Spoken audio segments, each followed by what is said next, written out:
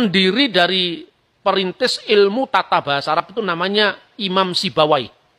Yang dikenal dengan dunia kajian Islam itu adalah Nahwu Syorof. Ya, ilmu bahasa Arab itu perintisnya adalah Imam Sibawai. Dan Imam Sibawai itu sendiri menganggap bahwa kata Allah itu adalah bentukan. Bukan kata Allah itu adalah tidak bisa dilacak asal-usulnya, bisa. Menurut dia kata Allah itu berasal di kata Allaha, menyembah, aliha, mengagumi. Lalu menjadi ilah, ditambahi dengan kata sandang al menjadi al-ilah. Dan al-ilah itu dalam proses perjalanan waktu kemudian dikenal bentuk singkatnya Allah. Ini yang mengatakan bukan orientalis. Ada juga kalangan teman-teman muslim yang ya menganggap bahwa al-ilah itu pendapat orientalis. Masa Imam Baidawi orientalis? Masa Imam Samaksari orientalis?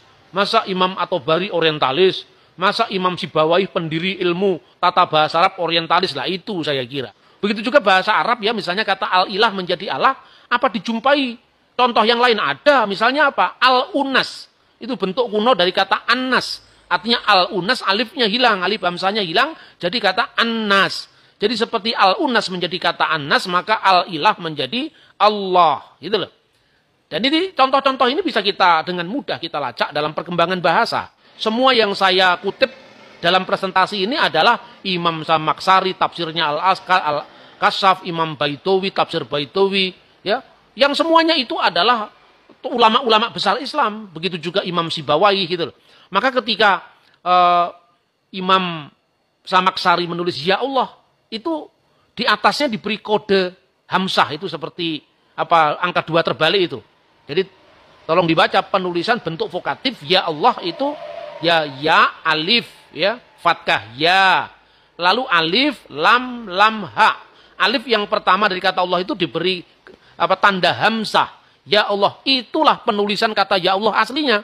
Setelah dilazimkan dalam penulisan, dalam percakapan, maka kata hamzahnya lambat laun hilang. Nah, maka yang kedua adalah ismu jinsi, itu nama jenis tapi khusus.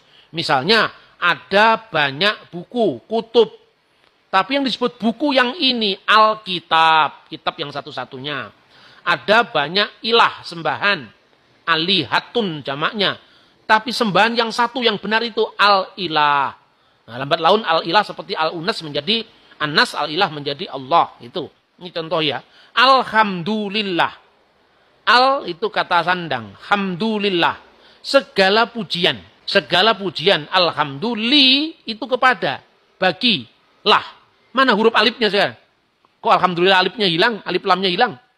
Kalau al pada Allah itu adalah satu paket nama Tuhan. Tidak mungkin bisa hilang di situ. Nyatanya hilang. Baitullah. Lunak. Alhamdulillah. Alnya malah hilang. Padahal li di situ sebetulnya bukan menunjuk pada kata Allah saja. Tapi menunjuk kepada bagi. Alhamdulillah. Segala pujian li bagi lah Allah. Lah kenapa kok tetap 2L di situ ya? Yang mendobel L-nya itu bukan lamnya yang dobel. Tetapi sadahnya yang mendobelkan L. Makanya alhamdulillah. Segala pujian li bagi Allah. Nah ini bukti-bukti bahwa istilah Allah itu memang bukan nama diri bagi sang pencipta, apalagi dibatasi dengan Tuhannya orang Islam.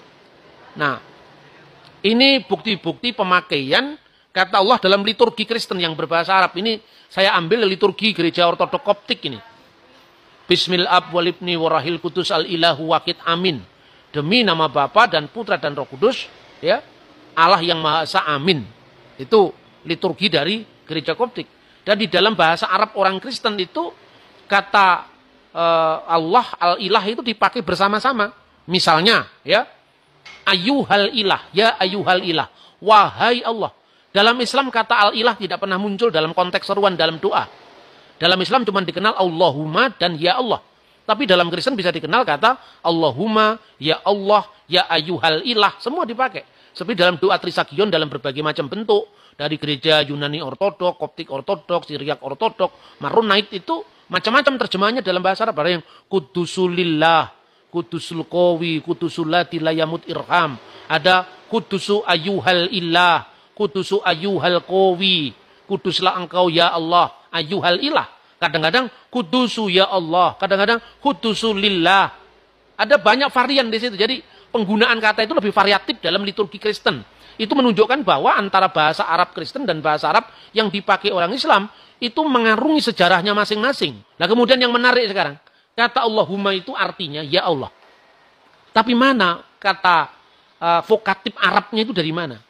Allahumma. Kalau vokatif dalam bahasa Arab itu ya ayyuha. Hanya itu. Ya Allah, ya ayyuhan nas. Atau ya ayyuha, ya ayyuhalladina amanu, itu bentuk vokatif. Tidak ada bentuk vokatif kalau Allahumma itu Allah dan umma. Itu tidak ada. Jadi bukan bentuk vokatif dalam bahasa. Berarti kata Allahumma itu memang sebetulnya Arabisasi dari kata Ibrani Elohim. Elohim menjadi Allahumma dalam bentuk doa. Dan ini banyak sekali muncul di dalam kitab-kitab Mazmur ya.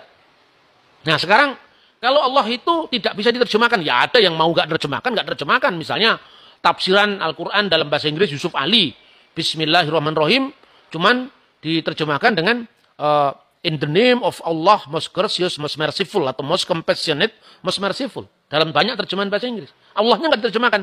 Itu yang menganut Allah itu nama diri tadi. Tapi banyak terjemahan bahasa Inggris yang menerjemahkan kata Allah. Misalnya Al-Quran, terjemahan dari Muhammad Asad.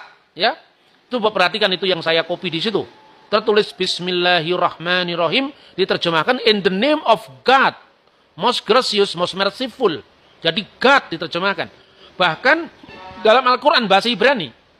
Al-Quran dalam bahasa Ibrani diterjemahkan Al-Quranul Karim ha Quran hamifwar. Ini misalnya terjemahan dari kata Bismillahirrahmanirrahim diterjemahkan dalam bahasa Ibrani Beshem Elohim Harrahman Veharrakum. Jadi dalam Al-Quran bahasa Ibrani kata Allah juga diterjemahkan Elohim.